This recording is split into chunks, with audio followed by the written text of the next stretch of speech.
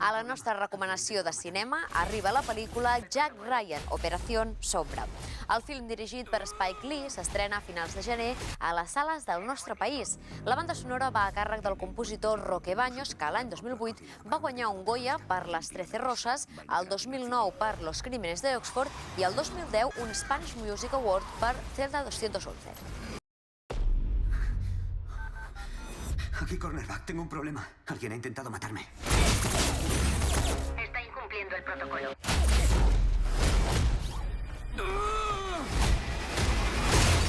¿Cornerback?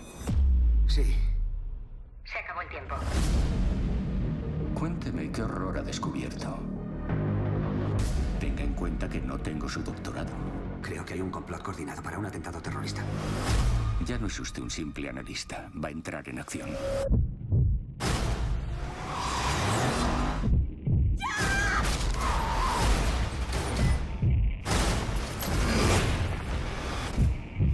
Hay muchas posibilidades de que no salgamos con vida de esta.